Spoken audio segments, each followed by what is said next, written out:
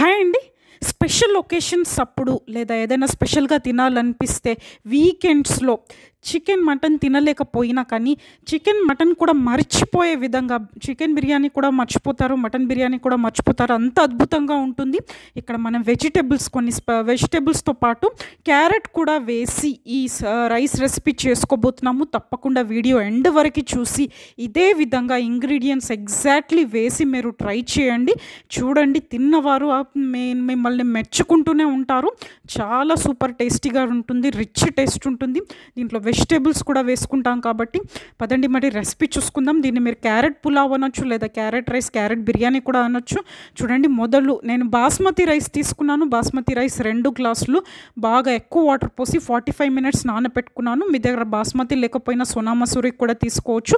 దాంతోపాటు పచ్చి బఠానీ ఒక 2-3 గంటలు నానబెట్టుకోండి. ఇంకా మసూర్ దాల్ లేదా ఎర్రపప్పు ఉన్నట్టయితే అది కూడా ఒక కప్పు బఠానీ, ఒక కప్పు ఎర్రపప్పు తీసుకున్నాను. రైస్ అయితే 2 గ్లాసులు తీసుకున్నాను. చూస్తున్నారు కదా, 2 గ్లాసెస్ బాస్మతికి ఒక కప్పు పచ్చి బఠానీ, ఒక కప్పు ఎర్రపప్పు. దాంతోపాటు క్యారెట్ నేను ఒక 300 గ్రామ్స్ వరకు తీసుకున్నానండి. అంటే 4 పెద్ద సైజ్ క్యారెట్లు పైన తొక్క తీసేసి సన్నగా తురిమేసి పెట్టేసుకోవాలి. దాంతోపాటు బంగాళాదుంపలు ఒక 4, చిన్న సైజు అయితే 4, పెద్దవైతే 2 సరిపోతాయి. 2 గ్లాసుల బియ్యానికి శుభ్రంగా కడిగి అవిటిని క్యూబ్ షేప్లో కట్ చేసి పెట్టుకోండి. ఉల్లిపాయలు 1 గ్లాస్ రైస్కి 2 ఉల్లిపాయలు తీసుకోండి. నేను 3 పెద్ద సైజు ఉల్లిపాయలు, 3 పెద్ద సైజు టమోటాలు సన్నగా కట్ చేసి పెట్టుకున్నాను. దాంతోపాటు ఒక 7-8 పచ్చిమిరపకాయలు స్లిట్ చేసి సన్నగా కట్ చేసి పెట్టుకొని, ఇంకా 2 కరివేపాకు రెమ్మలు సన్నగా తురిమి పెట్టుకుని, ఒక కొత్తిమీర కట్ట. దాంతోపాటు పెరుగు 1 కప్పు లేదా సగం గ్లాస్ నిండా పెరుగు తీసుకోండి. 1.5 కప్ అండి. ఒక టీ కప్తో 1.5 కప్. ఇంకా మసాలా దినుసులు వచ్చినట్టయితే ఒక టీ స్పూన్ నిండా జీలకర్ర, దాంతోపాటు గరం మసాలా దినుసులు పెద్ద ఇలాచి, చిన్న ఇలాచి, లవంగాలు, దాల్చిన చెక్క, షాజీరా, జాపత్రి, తేజ్పత్తా, నల్ల మిరియాలు.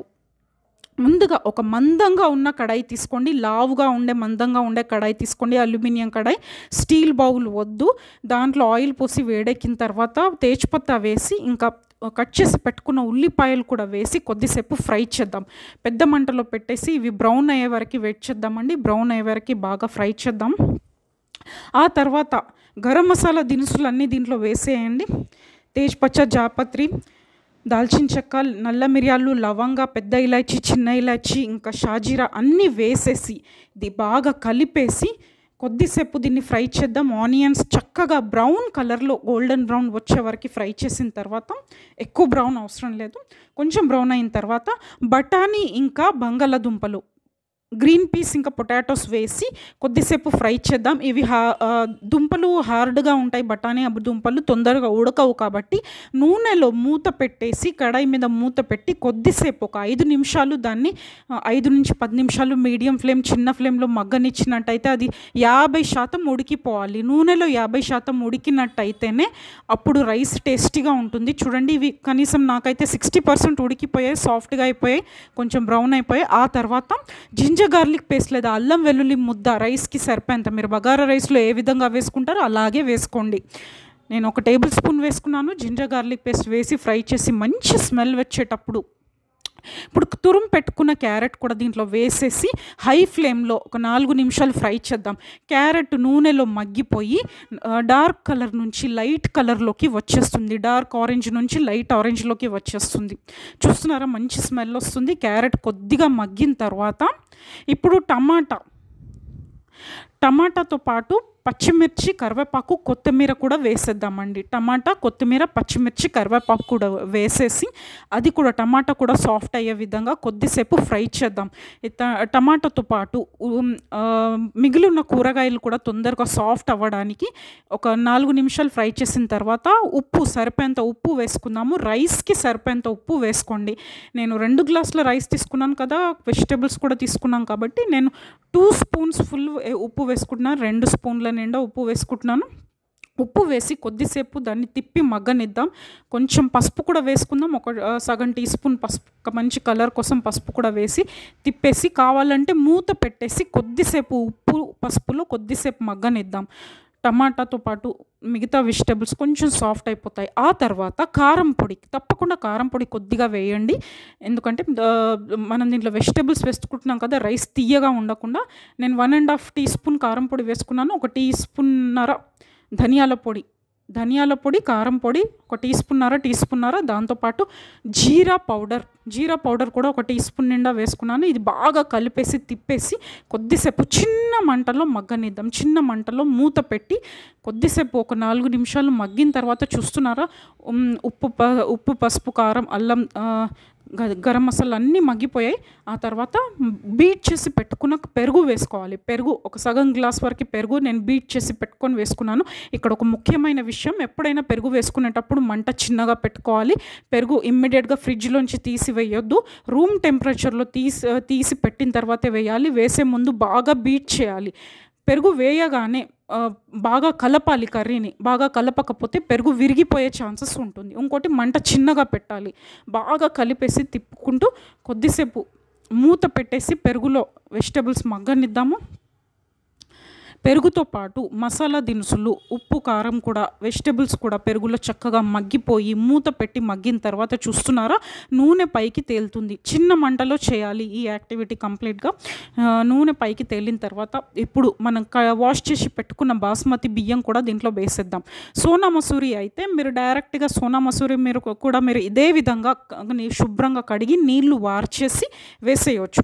బాస్మతి కూడా నేను బాగా నానబెట్టుకున్నాను కదా, 45 నిమిషాలు నానిన తర్వాత పూర్తిగా నీళ్లు వార్చేసి మళ్ళీ ఇంకోసారి మంచి నీళ్ళతో మళ్ళీ కడిగిన తర్వాత నీళ్లు వార్చేసి వేయాలండి. బాస్మతి వేసి బాగా కలిపేసి ఇప్పుడు ఉడకడానికి సరిపోయని నీళ్లు పోద్దాం.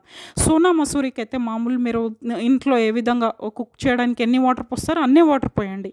అయితే బాస్మతి విషయానికి వచ్చినట్టయితే 1 గ్లాస్ నానబెట్టుకున్న బాస్మతికి 1/4 గ్లాస్, ఒక గ్లాస్కి 1/4 అంటే ఒక గ్లాస్ మీద 1 టీ కప్పు వాటర్. 1 గ్లాస్ బాస్మతికి 1 గ్లాస్ మీద టీ కప్పు 1/4 గ్లాస్ వాటర్ పోసుకోవాలి. ఇక్కడ నేను 2 గ్లాసుల బాస్మతి తీసుకున్నాను కాబట్టి 3 గ్లాసెస్ అంటే 3 గ్లాసుల వాటర్ పోసుకొని ఇప్పుడు ఇది మూత పెట్టి దీన్ని మగ్గనిద్దామండి. పెద్ద మంటలో ఒక 5 నిమిషాలు మగ్గిన తర్వాత మీడియం ఫ్లేమ్లో మగ్గడానికి పెట్టేద్దాం. అందాక మనం పెట్టుకున్న ఎర్రపప్పు ఉంది కదా, అది నీళ్లు వార్చేద్దాం. నేను 1 కప్పు ఎర్రపప్పు తీసుకున్నాను. ఇప్పుడు రైస్ చూద్దాం. రైస్ చూడండి, 10 మినిట్స్ అయిపోయింది. చక్కగా కొద్దిగా మగ్గిపోయింది రైస్. 50% 50% డన్. ఇంకొద్దిగా వాటర్ ఉంది. అన్నం ఉడికిన తర్వాత కొద్దిగా పలుకున్నప్పుడు, కొద్దిగా వాటర్ మిగిలినప్పుడు, ఒక 50% కుక్ అయిన తర్వాత మనం నానబెట్టి నీళ్లు వార్చి పెట్టుకున్న ఎర్రపప్పు దీంట్లో కలిపేసేయాలి. చూస్తున్నారా, ఇంకొన్ని వాటర్ ఉన్నాయి.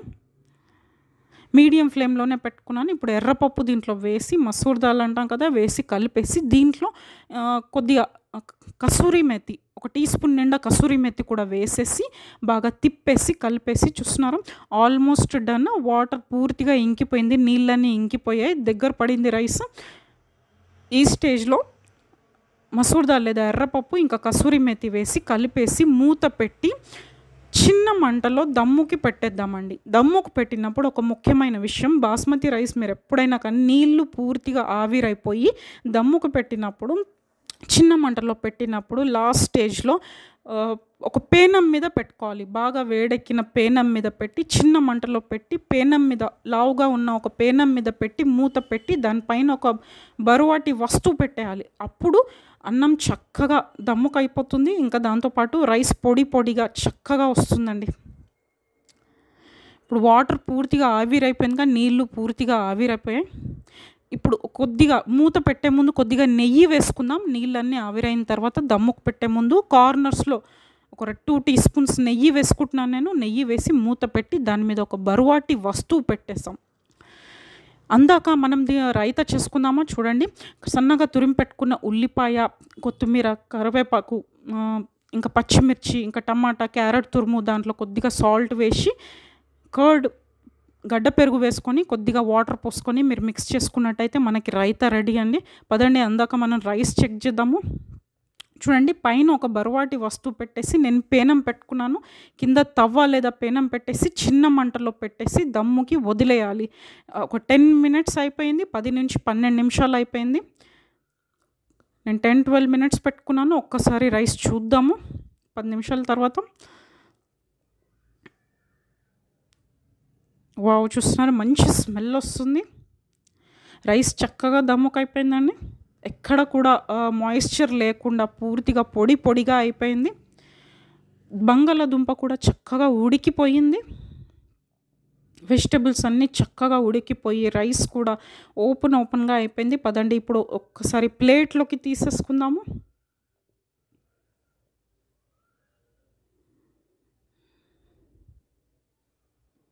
చూస్తున్నారా మనం కుక్ చేసుకున్న క్యారెట్ పులావ్ లేదా క్యారెట్ బిర్యానీ అనండి, లేదా క్యారెట్ రైస్ అనండి, లేదా వెజిటబుల్ రైస్ ఏదైనా అనండి, మీకు ఎక్కడ కూడా బిర్యానీకి నాన్ వెజ్ బిర్యానీకి తీసిపోదు. దీంతో పాటు రైతాతో పాటు సర్వ్ చేసుకున్నట్టయితే అద్భుతంగా ఉంటుంది.